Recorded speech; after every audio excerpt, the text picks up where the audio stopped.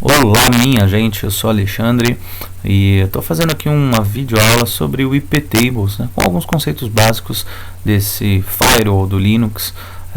Nesse material a ideia é que ele possa servir aí como auxílio para todos aqueles que estão estudando IP Tables, né, e também aqueles que querem conhecer melhor essa ferramenta, aquilo que tem dentro do IP Tables, tudo aquilo que envolve IP Tables. Esse material é um material registrado com a licença Creative Commons, ou seja, você está livre aí para partilhar, modificar, passar para qualquer outra pessoa, alterar, enfim, fazer o que quiser com esse material, né, para que todos possam ter, claro, acesso a esse tipo de informação. Ok? O IP Tables, como eu já disse, ele é um firewall, né, ele é uma ferramenta aí que tem por objetivo servir como um filtro de pacotes, né, entre as nossas redes internas e aquilo que é a rede externa e a internet, certo? Mas o IP Tables, na realidade, não é bem ele que faz o serviço, aí vamos dizer assim, né? O IP Tables ele serve como uma interface que permite a configuração do módulo NetFilter do Linux. Na realidade, quem faz o trabalho mesmo de filtragem aí de pacotes é o NetFilter, é esse módulo do Linux que faz o trabalho do firewall. O IP Tables ele é a ferramenta que permite para a gente fazer a configuração do NetFilter. Ambos estão aí no Linux, já fazem parte do próprio kernel do Linux. Quando se instala o Linux, o IP Tables com o NetFilter já está presente lá. Ok? Antes de a gente falar um pouquinho mais aí sobre o IP Tables em si, é importante que a gente entenda alguns aspectos, principalmente qual que é o ambiente de implementação em que o IP Tables ele pode trabalhar, né? Qual é o ambiente em que o firewall trabalha, né? Então esse desenho aqui ele traz para a gente um pouquinho justamente essa imagem, né, do que o local onde um firewall trabalha. Geralmente o firewall, ele, como já diz o nome, né, firewall, muro de fogo, ele tem que trabalhar como se fosse um muro mesmo entre a minha rede externa e a minha rede interna, né? Então um servidor com o firewall geralmente ele fica ali nas bordas da minha rede, certo? Onde assim ele pode gerenciar todo o tráfego que vai de dentro para fora, de fora para dentro, né? Todo o tráfego que chega também até o próprio servidor. Mais ou menos esse desenho ele quer mostrar um pouquinho disso, né? Onde a gente tem aqui a rede externa, a rede interna, certo? Com alguns computadores clientes, e nós temos um servidorzinho aqui no meio de tudo isso, certo? Esse ambiente ele pode ser presenciado aí tanto fisicamente, né? Você pode simular esse ambiente na sua casa, você pode simular na empresa, enfim, aonde for necessário. Como também, isso é o que a gente faz em aula, né? Nós podemos simular esse ambiente utilizando o VirtualBox, utilizando algumas máquinas virtuais. Então, por exemplo, em aula, geralmente, o que nós fazemos em laboratório? Nós criamos uma máquina cliente, certo? Essa máquina cliente pode ser o sistema operacional que for, né? O importante é que a interface dela seja configurada como rede interna, né? Da mesma forma, o segundo cliente também, né, que seja configurado sua interface como rede interna. Por quê? Para que o VirtualBox ele cria uma rede entre esses computadores. E aí nós temos um servidor, uma máquina aí que faz o papel do servidor. Geralmente nós estamos usando em aula o Ubuntu Server. Nós instalamos o Ubuntu Server, instalamos o DHCP Server para poder fornecer IPs para a rede interna, certo? Instalamos lá o DNS Server, né, que é o software Bind, né, o Bind 9. No caso, o firewall não precisa instalar, né, o IP Tables do NetFilter, porque ele já faz parte do próprio coração aí do próprio kernel do Linux, certo? E no caso do servidor, nós temos duas interfaces de rede, tem uma ETH0 e a ETH1. A ETH0 geralmente nós configuramos como NAT, porque ele vai fazer um NAT com a máquina física, enquanto a ETH1 a gente geralmente configura como rede interna, para ele poder também fazer essa rede interna aqui com as minhas máquinas, certo? E dessa forma então a gente tem aí a configuração do nosso servidor, e a partir daí a gente consegue fazer todos os testes de bloqueio, de liberação e manipulação de pacotes, certo? Aliás, quando a gente fala de comunicação em rede, basicamente a gente está falando de tráfego de pacotes, né? pacote que vai de um lado, pacote que vem do outro, né? No caso aí, o servidor ele está habilitado para poder manipular de alguma forma ou de outra todos os pacotes que passam por ele. Então vamos supor que o computador 10.1.10 ele tenta acessar a internet, sei lá, ele tenta acessar a página da Free Software Foundation, certo? Então o usuário vai abrir um navegador lá no cliente 1, certo? Abrir o navegador, ele vai digitar lá alguma coisa. O navegador, na verdade, o computador dele vai criar um pacotezinho aqui, e esse pacote vai vir pela rede, vai passar por um switch, geralmente, né? Até chegar na interface ETH1 do meu servidor. Chegou na interface ETH1 do servidor, ele chega no pedacinho do sistema operacional, que é aquilo que o NetFilter aí gerencia, certo? E o servidor, o meu sistema operacional, ele pergunta, né? Ele se questiona se esse pacote tem como destino final o próprio servidor ou algum outro computador. No caso, ele percebe que o destino desse pacote não é o próprio servidor, mas sim um computador da rede, que está lá na ETH0. Então, ele repassa, né, ele encaminha esse pacote por ETH0, que chega no seu destino final, no servidor lá da Free Software Foundation. E aí, essa requisição, o servidor ele responde de alguma forma, né? Gera um pacotezinho também, tudo é pacote. Gera um pacotezinho que ele é criado e é enviado, chegando na interface ETH0 do meu servidor. Novamente, o servidor se questiona: esse pacote é para mim? Ah, não, é para uma outra máquina, uma máquina que está lá na ETH1. Então, ele encaminha esse pacote para ETH1, chegando no nosso cliente, certo? Da mesma forma que a gente pode ter também pacotes tendo como destino o próprio servidor. Então vamos supor que o computador cliente número 2, ele tenta acessar via SSH o servidor.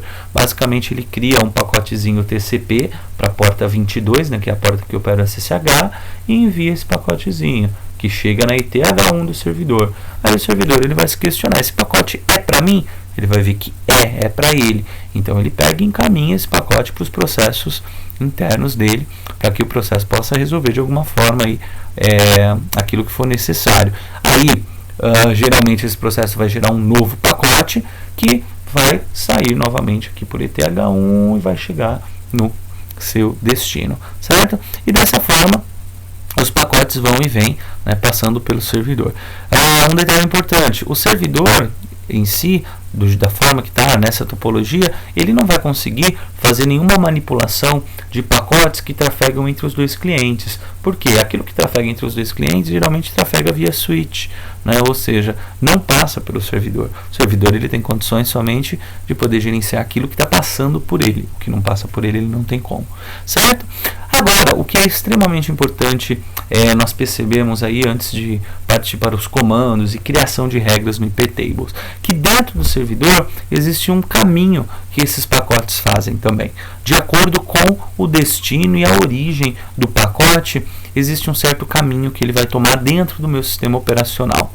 Esses diferentes caminhos, que é o que a gente está vendo aqui em azul, né? Pré-routing, input, forward, output, post-routing, nós chamamos de chains, né? Então, de acordo com o destino de um determinado pacote, ele vai pegar um desses caminhos, vai passar por um desses caminhos. E por que é importante a gente conhecer bem qual o caminho que um pacote ele toma? Porque quando eu for adicionar alguma regra no iptables, eu preciso informar em qual lugar do meu SO, ou seja, em qual chain, né, esse pacote será atingido, certo? E para isso eu preciso saber então aonde o pacote que eu quero atingir vai passar, certo?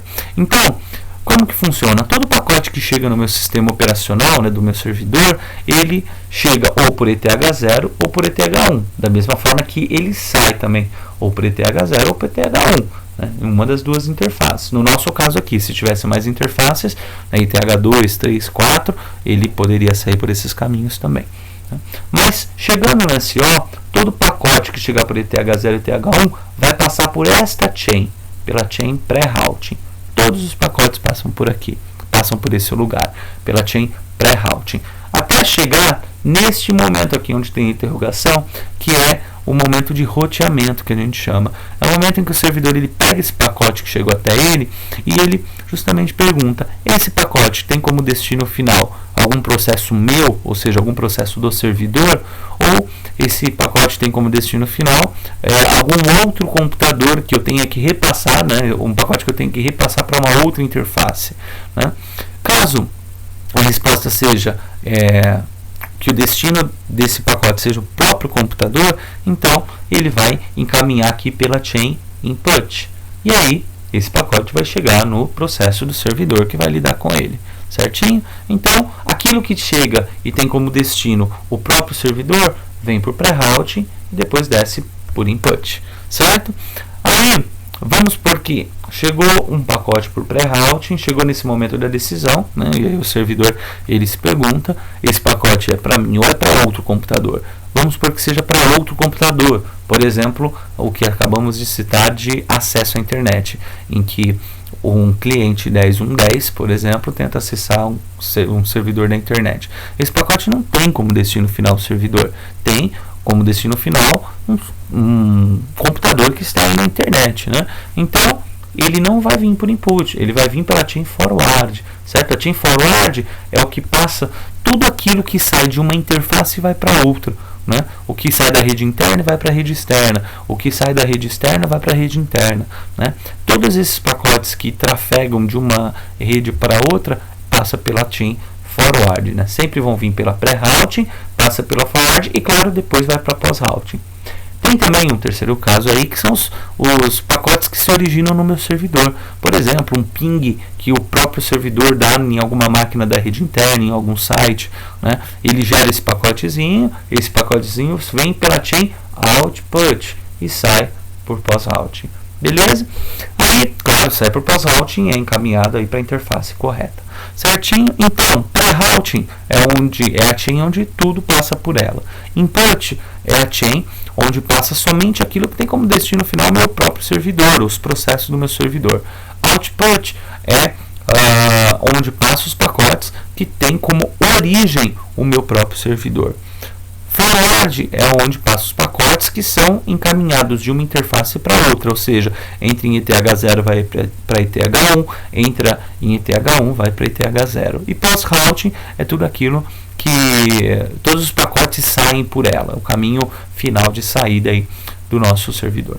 Beleza? Então, é extremamente importante que a gente tenha esses caminhos em mente, essas chains, porque de acordo com o que a gente cria de regra, a gente consegue, a gente precisa informar qual que é a chain onde essa regra vai ser aplicada. E tem um detalhe a mais aqui, eu posso também criar novas chains. Quando eu crio uma nova chain, geralmente é porque eu quero organizar melhor o meu conteúdo. Por exemplo, quero criar uma chain chamada internet, onde eu quero colocar todas as regras de bloqueio de internet.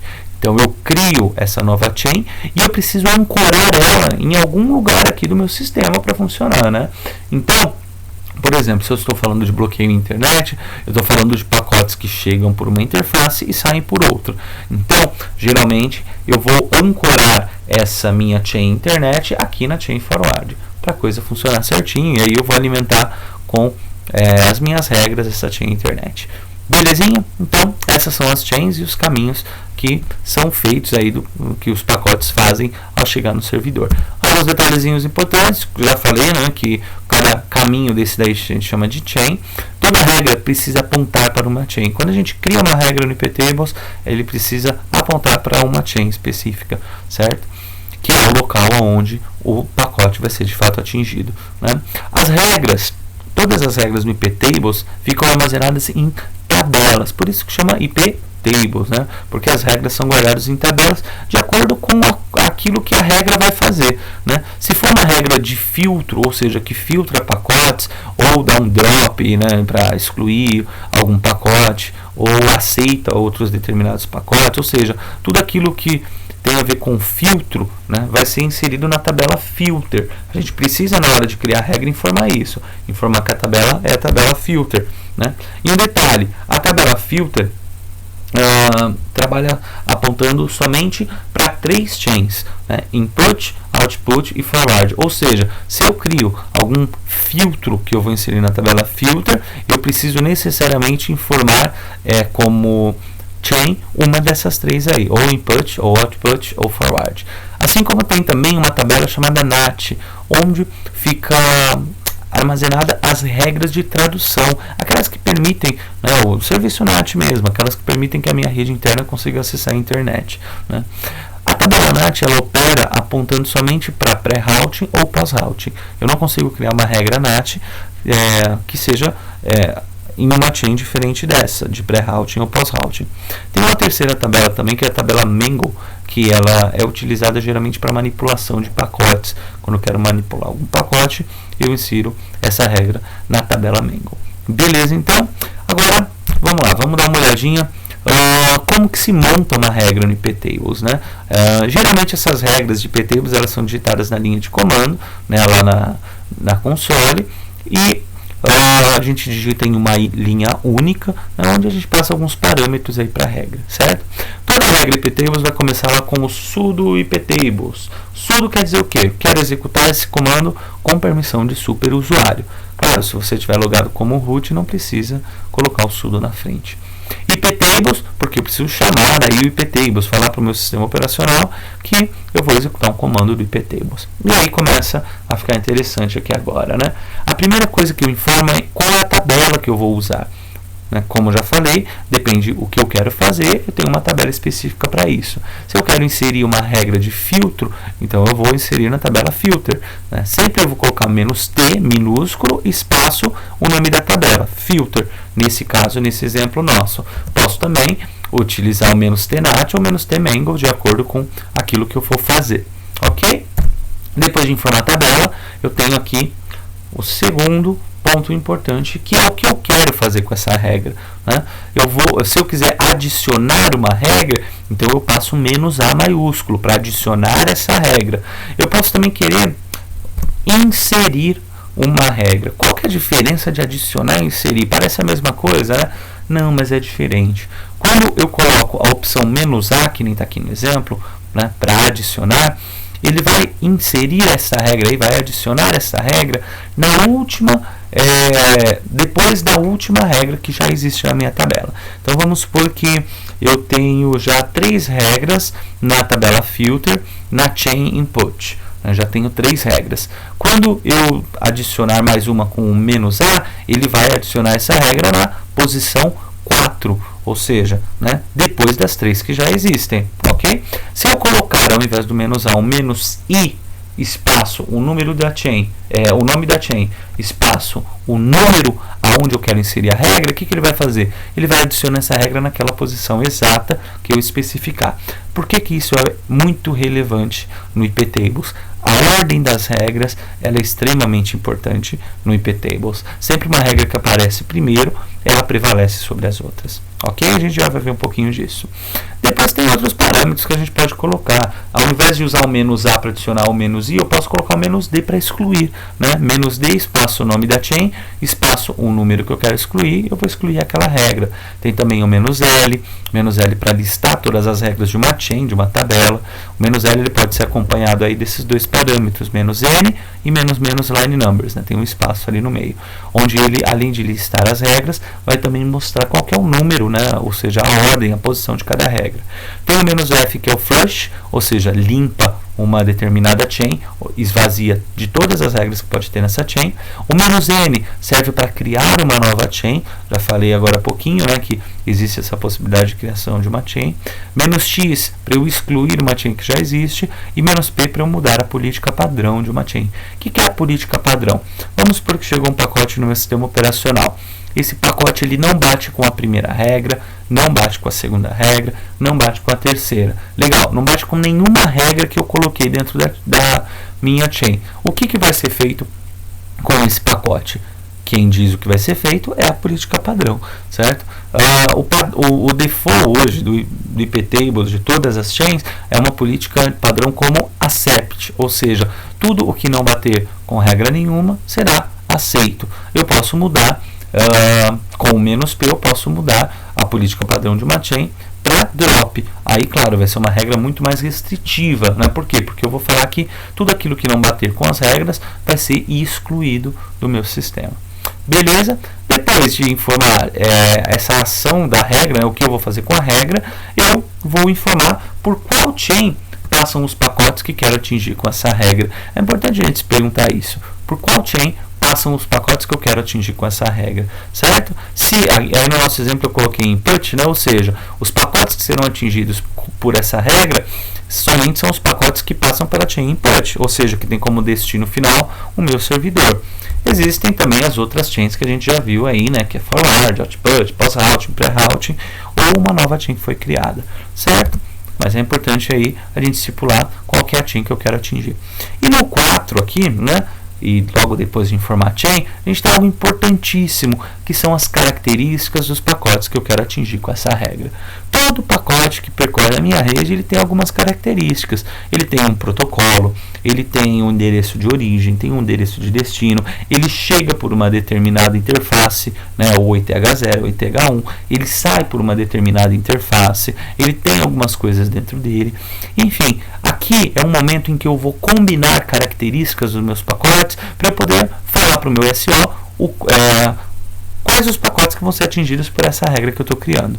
No nosso exemplo aí, ó, eu coloquei "-s 10.1.10".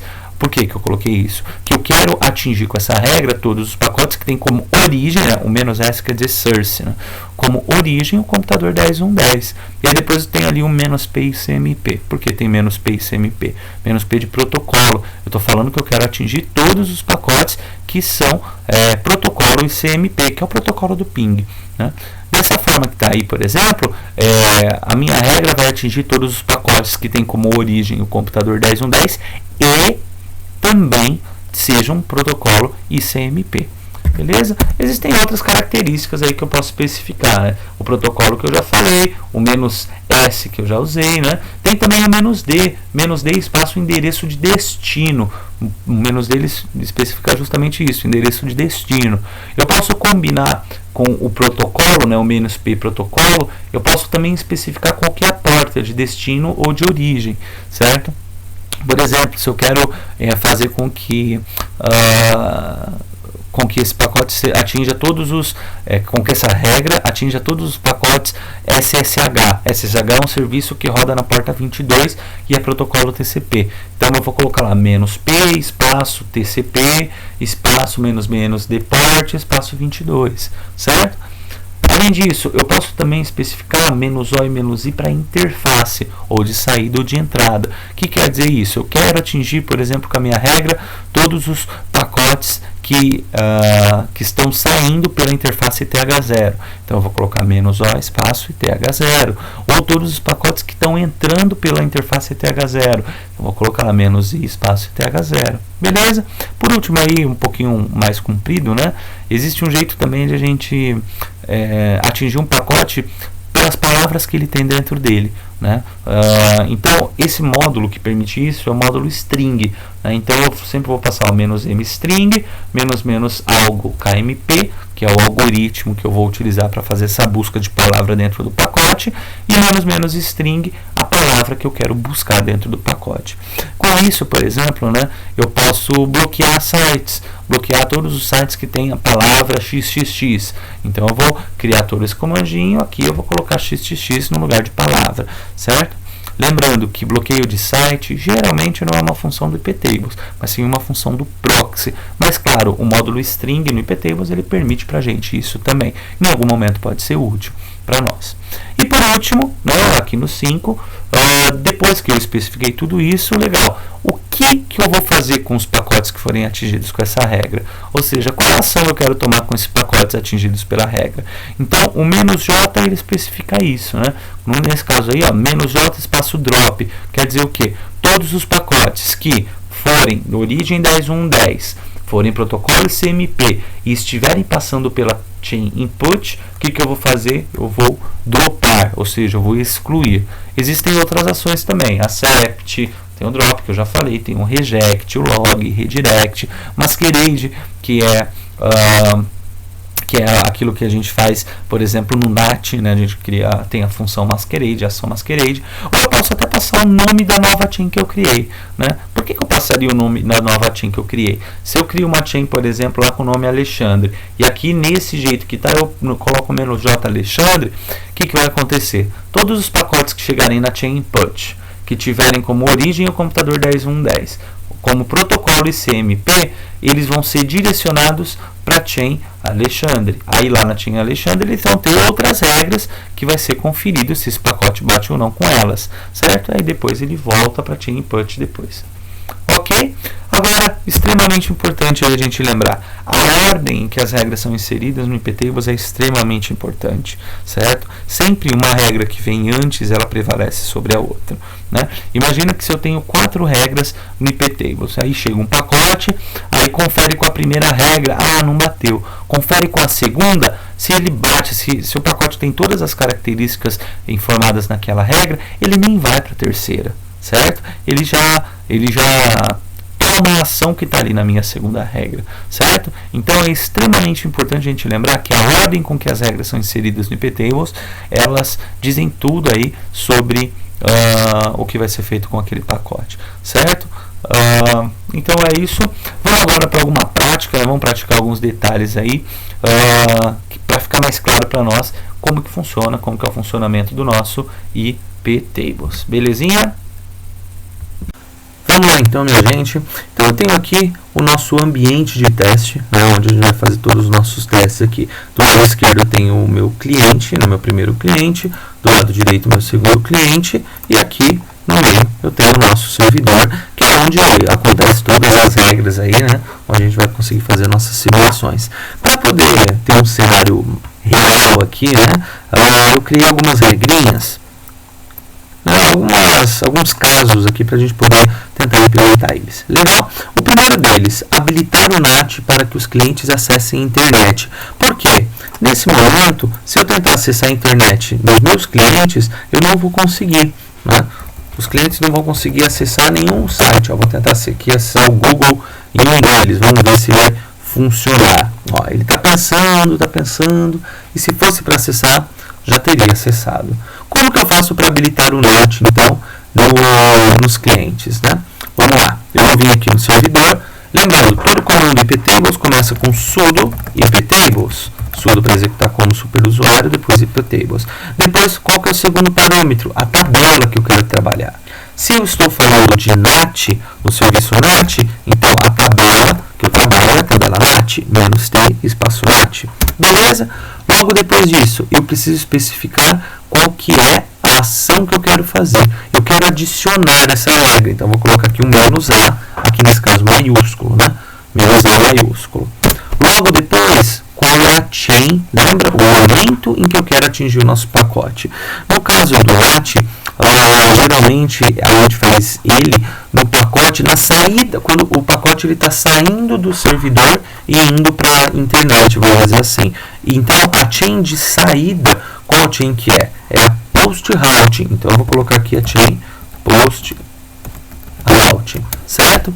Porém, na chain post routing, sai tantos os pacotes que saem para ITH0, quanto também os pacotes que saem para ITH1. Né? Então, ou seja, tanto os pacotes que saem para a internet, quanto também os pacotes que saem para a rede interna. Mas, na realidade, o NAT eu quero aplicar nos pacotes que estão saindo da minha rede interna, indo para a internet. No caso, aqueles que estão saindo no usuário pela minha ITH0, ou seja, saindo para a internet. Então, lembra que eu preciso informar os detalhes, né, as características do pacote que eu quero atingir. Eu quero atingir todos os pacotes que passarem na post routing, certo? E todos os pacotes que estão saindo na post routing, mas saindo pela interface ETH0. E a ação que eu vou tomar com esses pacotes, "-j", nesse caso, eu vou mascarar estes pacotes, ou seja, eu vou fazer a operação masquerade, certo? Esse comandinho aqui, ele é o comando que vai habilitar o NAT, e aí, consequentemente, vamos conseguir acessar a internet nos nossos, na nossa máquina cliente, certinho? Só um detalhe aqui, digitei esse comando. Como eu faço para listar a tabela NAT e ver se essa regra realmente foi inserida? Eu vou dar um sudo iptables, -t NAT, porque é a tabela na qual eu quero ver, -r maiúsculo, -n, line numbers. Esse comandinho vai mostrar para mim, mostrou que na chain routing eu não tenho nada, na chain input nada, output nada, mas na pós routing eu tenho uma regra número 1, que é masquerade, certo? Que vai atingir todos os pacotes. Legalzinho? Vamos tentar renovar aqui e ver se a gente consegue acessar www.freesoftwarefoundation.org. Vamos ver se funciona no meu cliente. Já funcionou ali, certo? Teoricamente, também no meu segundo cliente, se eu tentar acessar a internet, eu vou conseguir acessar normalmente. Vamos abrir aqui um navegador no segundo cliente para a gente poder testar, né?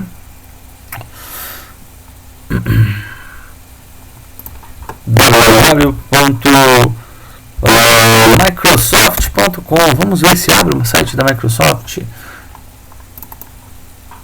Maravilha, abriu, olha, sem tela azul. Ok, então, primeiro cenário aqui, ok, né? Funcionou. Segundo, criar um bloqueio para nenhum computador consiga acessar o servidor via SSH. Vamos ver se agora, do jeito que está, os nossos clientes conseguem acessar via SSH. Eu vou fazer um teste com este meu primeiro cliente, certo? E vou aqui digitar SSH, espaço, o meu usuário do servidor, arroba 10.1.1.1, que é o IP do meu servidor. Ou seja, eu vou tentar acessar via SSH o meu servidor para ver se nesse momento, sem bloqueio nenhum, a coisa está funcionando. Ó, já pediu a senha, ou seja, é sinal que eu consigo. Ó, aqui já estou no meu servidor. Ou seja, nesse momento, eu consigo, o cliente, acessar via SSH o meu servidor. Vamos bloquear isso. Como que a gente vai fazer para bloquear que nenhum computador cliente consiga acessar o nosso servidor via SSH? Primeiro de tudo, que a gente tem que lembrar, os pacotes SSH que eu quero atingir com a minha regra, eles passam por qual chain? Eles vão para uma outra interface ou tem como destino o próprio servidor? Nesse caso, pelo problema que está sendo passado aqui, o destino é um próprio servidor. Então a gente sabe que a chain que a gente vai usar é a chain input. E qual que é a tabela? Vamos lá, vamos construindo o comando sudo iptables. Qual é a tabela? Se eu estou falando de bloqueio, é a tabela filter. Então, ó, -t filter é onde a gente vai inserir a nossa regra. Já falei, eu quero fazer o que com essa regra? Eu vou adicionar, né? Então eu vou colocar o -a maiúsculo para adicionar essa regra. Qual é a chain que eu vou especificar aqui? É a chain input. Por quê? Porque eu estou falando de pacotes que vão chegar até o meu servidor. Legal. O serviço SLA, ele tem algumas características. Ele é um protocolo TCP e ele opera na porta 22. Então aqui eu preciso dar essas características, informar a minha regra que os pacotes que eu quero atingir com ela tem que ter essas características. Ou seja, -p TCP, que é protocolo TCP, --deport 22. Legal. E o que eu vou fazer com os pacotes que foram atingidos por essa regra? Eu vou dropar. Ou seja, dessa forma, com esse comando, os computadores não vão conseguir mais enviar pacotezinhos SSH para o servidor. Como eu faço para listar, para ver se essa regra foi inserida? Sudo iptables, -t a tabela, no caso filter, -l maiúsculo, -n, line-numbers. Na chain input, eu tenho então a regra número 1, que é um drop para tudo aquilo que é protocolo TCP, que tem como source, como origem, qualquer máquina, que tem como destino qualquer máquina, e tem como protocolo TCP porta 22. Por que destino qualquer máquina? Por que eu não especifiquei o IP de destino do meu servidor? Porque eu sei que na chain input só passa pacotes que tem como destino o servidor, ok? Vamos tentar acessar agora via SSH e ver se funciona. Olha, ele fica pensando e não acessa, né? Isso é sinal então que o nosso bloqueio funcionou. Maravilha. Então, segundo cenário aqui, funcionou também. Ok. O próximo, criar uma chain para inserir alguns bloqueios de internet. Ah, legal, vamos criar uma chain nova, né? Criar uma nova chain é uma atividade aí que a gente faz geralmente para organizar algumas regras. Eu não quero, por exemplo, inserir essas regras direto na forward. Eu quero colocar todas as regras em uma determinada chain. Então, eu crio ela, certo? Mas tem alguns passos que eu preciso seguir. Primeiro, criar a chain, vamos supor que o nome dela seja internet. Então, ó, sur iptables, em qual tabela, né, com qual tabela eu quero trabalhar? Se eu estou falando de filtro de internet, menos T filter, certo? Criar uma nova chain é a menos N maiúsculo. Menos N maiúsculo. E aí eu coloco o nome da chain que eu quero criar. Vou criar uma chain chamada internet. Certinho? Ó, vou dar Enter. Se eu listar as minhas chains, eu tenho aqui a chain internet aparecendo aqui. Certo? Mas a chain internet, ela foi inserida, porém, até agora ela não está sendo ancorada, vamos dizer assim, linkada em nenhum lugar, certo? Uma chain, quando eu crio ela, eu preciso linkar ela a uma outra chain que já existe, certo? Como que eu faço isso? Faço do mesmo jeito como se eu adiciono uma regra. Mas primeiro eu preciso saber aonde eu quero ancorar a minha chain internet, né? Olha, o meu programa está falando para eu criar uma chain para inserir bloqueios de internet, ou seja, bloquear pacotes que saem da minha rede externa, vem para minha rede interna, que vai da minha rede interna para minha rede externa. Qual é a chain que hoje esses pacotes, né? Qual o caminho que eles passam, né? No caso é a chain forward. Chain forward que cuida disso. Então é na chain forward que eu vou ancorar a minha nova chain, certo? Como eu faço isso? Ó, sudo iptables, claro, qual é a tabela, né? Menos T filter, sempre começa com a tabela, menos A para adicionar, certo? Em qual chain? Forward. Na chain forward. E o que eu vou adicionar? O que eu vou adicionar na chain forward? A minha regra, a minha chain que eu acabei de criar, internet, certo? Então, quando eu passo ali no lugar da ação o nome de uma chain nova, o que ele vai fazer? Ele vai criar, vamos listar aqui. Ele criou aqui na chain forward uma regrinha em que o target, o objetivo, é a chain internet. Ou seja, quando o pacotezinho chegar, passar na forward, ele vai olhar a primeira regra. A primeira regra está fazendo o quê? Está encaminhando os pacotes para a chain internet. Aí, ele vai para a chain internet e vai ver todas as regras que tem na chain internet, uma a uma, para ver se o pacote bate com alguma dessas regras. Depois, ao final, ele volta para a chain forward novamente. Se tiver outras regras depois dessa inserção da chain internet, ele vai percorrer essas regras, certo, até o final. Beleza? Desse jeito, então, a gente inseriu aí uma nova chain, criamos uma nova chain. Ok? Vou dar um ok aqui. 4. Bloquear todos os pacotes que tenham a palavra Microsoft. Eu estou falando de um bloqueio de pacotes que geralmente está vindo da internet, né? A gente pode, por exemplo, adicionar esse bloqueio ou na chain forward ou na chain que a gente acabou de criar na chain internet. Como a gente acabou de criar a chain internet, a gente pode usar ela como uma referência. Então, ó, vou dar um clear aqui. Vamos adicionar na chain internet uma regra que bloqueie todos os pacotes que tenham a palavra Microsoft. Então, eu vou dar um sudo iptables. Qual que é a tabela? Estou falando de bloqueio, então estou falando da tabela filter. Vamos lá para adicionar. Qual é o nome da chain? Aonde eu vou inserir na minha regra? Chain internet. E aí aqui, quando eu estou falando de palavra-chave, é aquele comandinho que eu mostrei agora há pouco, em que eu chamo o meu valor string. Menos mstring, menos algo, kmp, certo? Menos string, e aí eu vou colocar Microsoft, certo? E o que eu vou fazer com todos os pacotes que atingirem, que tiverem a palavra Microsoft? Eu vou -j drop, ou seja, excluir. Feito isso, vamos listar as nossas regras.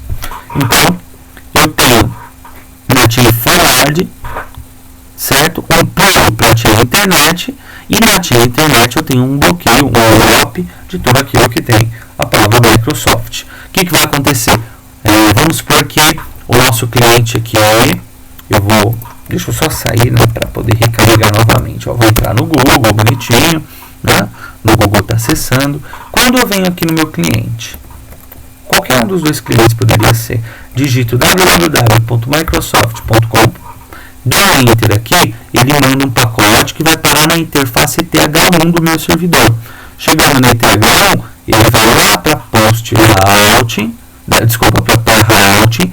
Aí a pair-routing faz aquela pergunta: esse pacote é para mim, né, ou seja, para o servidor, ou é para um outro endereço? No caso é para outro endereço, o servidor é Microsoft, então ele encaminha para forward.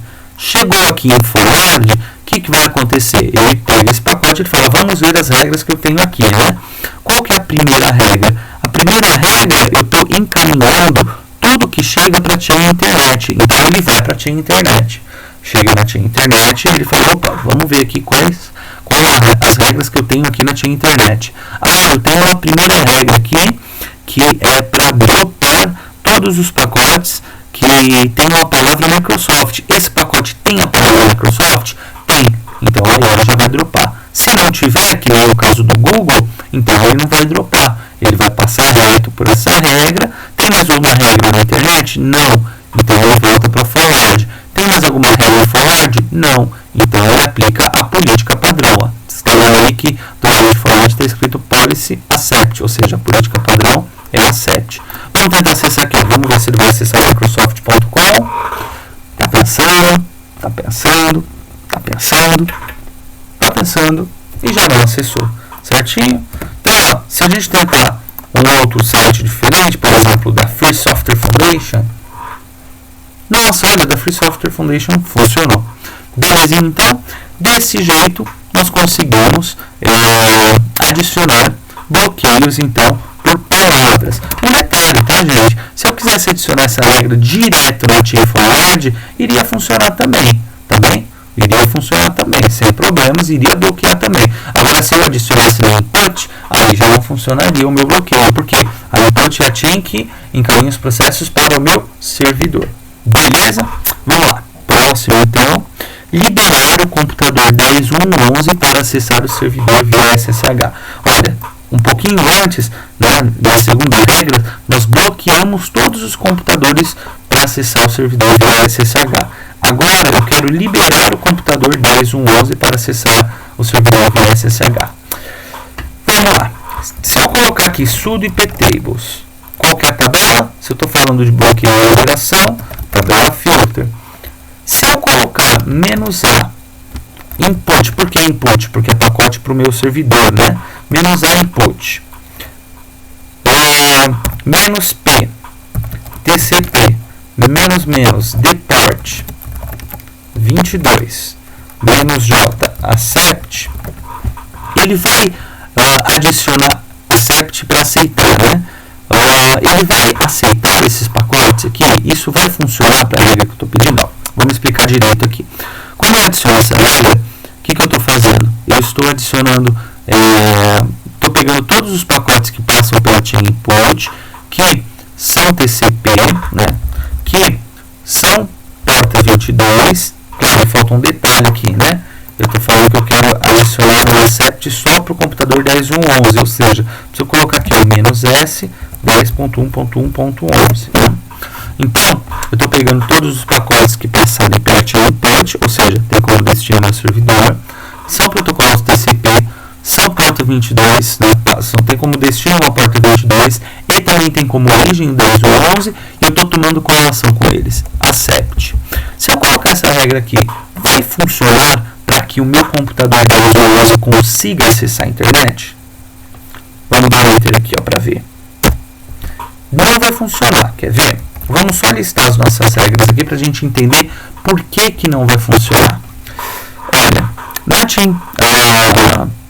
aí na nossa chain input, eu tenho um primeiro comando que dropa tudo aquilo que for TCP e porta 22, e depois eu tenho um accept para o 10.1.11, origem 10.1.11 e porta 22. Lembra que eu falei que sempre a ordem das regras é extremamente importante? Nesse caso, quando chegar um pacote do computador 10.1.11 ao servidor, ele vai chegar no input e o servidor vai olhar a primeira regra. Ele vai falar: peraí, esse pacote, ele é de qualquer origem? Ele é de qualquer destino? Ele é TCP e ele é porta 22? Então ele já vai dropar, ele nem vai para o accept. Quer ver? A gente vai tentar, vamos só achar aqui o computador 10.1.11, eu acredito que é esse daqui, ó. Vamos dar uma olhadinha. só logar aqui. Então, ifconfig. Olha, esse daqui é o 10.1.11. Se eu tentar aqui dar um SSH, meu usuário, o meu IP, ó, ele vai pensar e não vai acessar o SSH. Por quê? Porque esse pacote, essa requisição SSH que foi construída aqui, ela chega no meu servidor e ela já é dropada de cara. Então, essa minha segunda regra não funciona de nada, certo? Se eu excluir a primeira regra, aí tudo funciona, mas não é esse o caso, não é isso que eu quero, certo? Então, primeiro de tudo, eu vou excluir essa regra que eu acabei de adicionar, porque ela não vale de nada. Como eu faço para excluir a regra? Sudo iptables menos tfilter, porque é a tabela filter que eu estou usando, menos d para excluir. Qual é o nome da minha chain? Input. E qual que é o número da regra que eu quero excluir? 2. Enter. Desse jeito, ó, vamos dar uma listadinha aqui de novo. Ó, o número 2 excluiu. Agora, como eu faço para, então, cumprir com o meu objetivo? Eu preciso adicionar o meu accept antes do drop. Ou seja, eu preciso colocar esse accept do que é SSH do computador 10.1.11 antes de dropar tudo que seja SSH. Ok? Como eu faço isso? Sudo iptables menos tfilter menos i, eu não uso menos a, eu uso menos i, coloco o nome da minha chain e eu coloco em que lugar eu quero colocar a minha regra. No caso, eu quero colocar na posição 1. E o que vai acontecer com o drop que está na posição 1 input? Ele vai pular para 2, certo? E aí eu coloco os detalhes do meu pacote, ou seja, menos S, 10.1.11, porque eu estou falando aí que eu quero liberar só para o computador 10.1.11. Menos P TCP, que é o protocolo TCP, menos deport 22. E o que eu quero fazer com eles? Eu quero dar um accept. Certinho? Desse jeito, então, vamos listar aqui. Eu tenho uma primeira regra, que é um accept a tudo aquilo que for origem 10.1.11, qualquer destino, protocolo TCP, porta 22, certo? E aí depois eu tenho um drop para tudo aquilo que for TCP, tudo aquilo que tiver qualquer origem e destino, e tudo aquilo que for porta 22. Então, teoricamente, neste nosso computador, no 10.1.11, é para eu conseguir acessar via SSH o nosso servidor. Já pediu a senha. Legalzinho, ó, consegui acessar perfeitamente via SSH. Agora, teoricamente, já o 10.1.1.10 não é para eu conseguir. Por quê? Porque eu só liberei para a origem 10.1.1.11. Maravilha? Perfeito. Então, regra criada. Vamos para a próxima aqui. Ó. Liberado, então, o computador 10.1.11 para o servidor SSH. Agora, a regra 6. Não permitir que nenhum computador consiga pingar o servidor, exceto o computador 10.1.10. Olha, hoje o 10.1.10 consegue pingar o servidor. O 10.1.11, 10.1.1.1 é o IP do meu servidor, também consegue, todo mundo consegue pingar o meu servidor. Eu quero permitir então que só meu computador 10.1.10 consiga pingar o servidor. Ou seja, como a regra fala aqui, né? Eu quero permitir que nenhum computador consiga pingar, exceto o 10.1.10. Primeiro de tudo, estou falando de acesso ao servidor, ou seja, eu vou usar a chain input. Antes disso, né? Qual tabela que eu vou adicionar isso? Na tabela filter, porque eu estou falando de filtro. O NAT, gente, a gente vai usar só para fazer aquele comandinho lá do NAT. O resto é tudo na filter, praticamente. Né? Então, eu vou adicionar sobre iptables, menos filter, certo? O que eu vou fazer aqui? Eu quero adicionar, né? Adicionar a regra. Então, eu posso aqui colocar aqui o menos A em qual chain? Na chain input. Certinho? Aí é que tem um detalhe aqui, ó. Eu quero que permitir para todos os computadores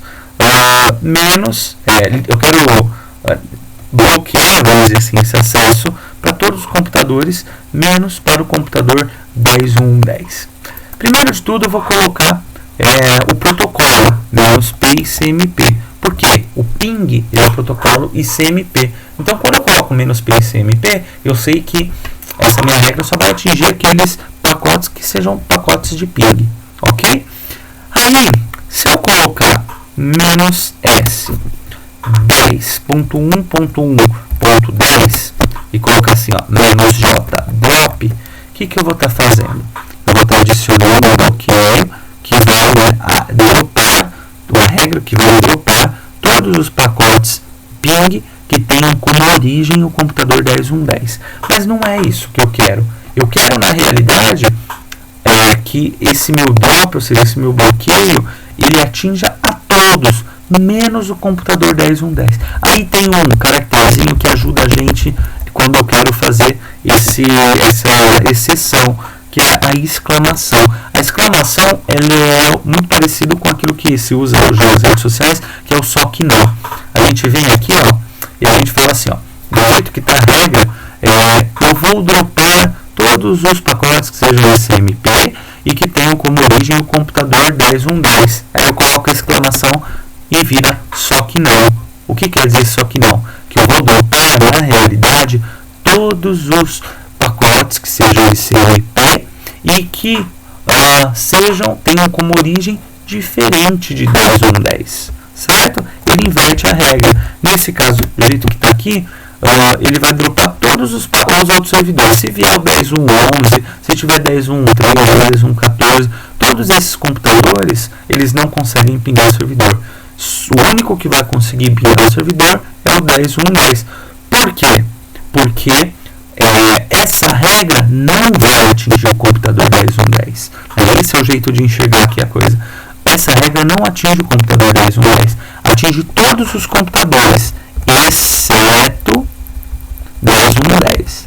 Lembrando, se depois dessa regra eu tiver um drop geral, aí o computador 10.1.10 ele vai para a segunda regra, certo? Por quê? Porque ele não é atingido por essa regra, tá bom? Então, vamos aqui, vamos listar nossas regras para ver como que tá. Então, dá uma olhadinha aí no Chain Input, eu tenho o accept do SSH no L1 para o computador 10.1.11, eu tenho um drop do SSH para todos os outros alimentadores e eu tenho um drop de ICMP para todos os computadores que o IP seja diferente de 10.1.10. Então, o meu 10.1.10 é para eu conseguir pingar normalmente o meu servidor. Agora, se eu vier aqui no 10.1.11, ó, eu já não consigo pingar, ele não me responde. Belezinha? Então, esse é um jeitinho aí de a gente utilizar o operador exclamação, que é o operador que ele nega aí todo aquele parâmetro que eu passei, certinho? Aí por último aqui, mudar a política padrão da Chain Forward para Drop. O que é a política padrão? Já conversamos um pouquinho sobre isso, né? A política padrão é uma política, é aquilo que vai acontecer com o pacote depois, caso esse pacote não seja atingido por nenhuma outra regra, né? Do jeito que está aqui, ó, eu estou conseguindo acessar os sites normalmente, exceto o site da Microsoft, né? Os outros sites eu consigo acessar normalmente. Para mudar a política padrão, como que eu faço? Eu quero mudar a política padrão no caso da Chain Forward. Então eu venho aqui, sudo iptables, tudo com sudo iptables. Qual é a tabela? -t filter, -p maiúsculo, o nome da chain que eu quero mudar a política padrão, forward, certinho?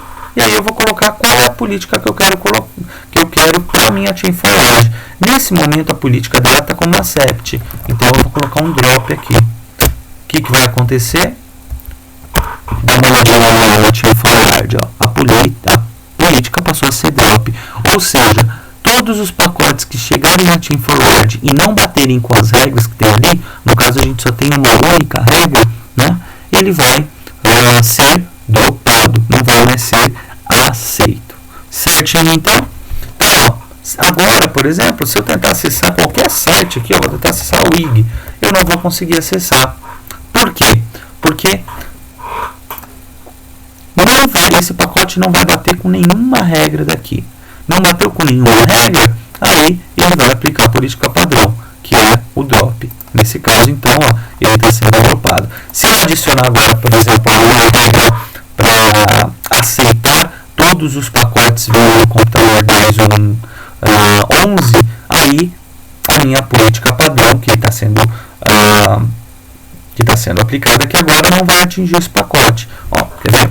Sub iptables, menos tfilter, menos a, coloca aqui menos a, forward, certo? Menos S, poderia adicionar na chain internet também, que é aquela que a gente criou, né? Menos S 10.1.1.11, certo? Menos J, accept. O que eu estou falando aqui? Que eu quero aceitar todos os pacotes que vieram do 10.11, passaram pelo forward, certo? Eu quero aceitar eles. Então, ó, adicionei aqui. Se eu tentar acessar aqui agora no site, com o computador 10.1.1.11, vamos tentar ver se a gente consegue acessar aqui.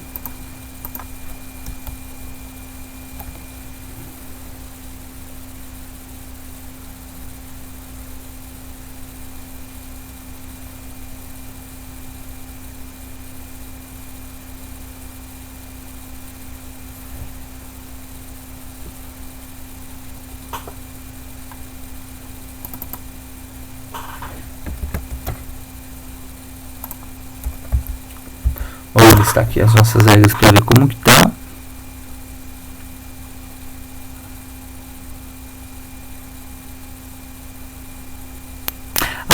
Falta um detalhe aqui, não vai funcionar mesmo. Por quê? Eu estou falando aqui, ó, eu estou aceitando todos os pacotes que tem como origem o 10.1.11. Só que, vocês concordam comigo, ó, que tem também os pacotes que tem como destino o 10.1.11. Por quê? Eu tenho o meu envio, certo? Em que o pacote de requisição sai do 10.1.11 e vai para a internet. Esse está sendo aceito. Por quê? Porque esse tem origem 10.1.11. Só que a resposta do meu servidor lá, no caso eu tentei acessar aqui, por exemplo, a Free Software Foundation, e foi, e a resposta da Free Software Foundation, quando chegar aqui na Chain Forward, o que vai acontecer? Vai bater com a primeira regra, ele vai bater na internet, vai bater com essa regra da Chain Internet que tem um drop de Microsoft? Não, ele vai vir para a segunda regra da Chain Forward. Ele tem como origem o 10.1.11? Não, mas tem como destino o 10.1.11. Então, se eu adicionar aqui o destino, ó, vamos lá. A mesma regrinha que eu adicionei como origem 10.1.11, eu vou adicionar também um accept para o destino 10.1.11. Vamos dar uma olhadinha como fica a nossa chain aqui agora. Olha, dá uma olhadinha, ó. Eu tenho então um accept para tudo aquilo que tiver como origem 10.1.11, e isso vai liberar, por exemplo, os pacotes que estão saindo de 10.1.11 e indo para os sites, indo para a internet. E tenho também um accept para tudo aquilo que tem como destino 10.1.11, que é tudo aquilo que sai da internet e vem para o meu computador. Teoricamente, se eu tentar acessar aqui agora, no F5, agora na resposta de www.freesoftwarefoundation, e maravilha, agora funcionou. Então tá certo, a gente tem que lembrar dos dois sentidos aí. Por quê? Porque se um pacote ele não bater com alguma dessas regras, vai ser aplicada a política padrão nele. Maravilha, né, gente? Então acredito que por hora seja isso, né?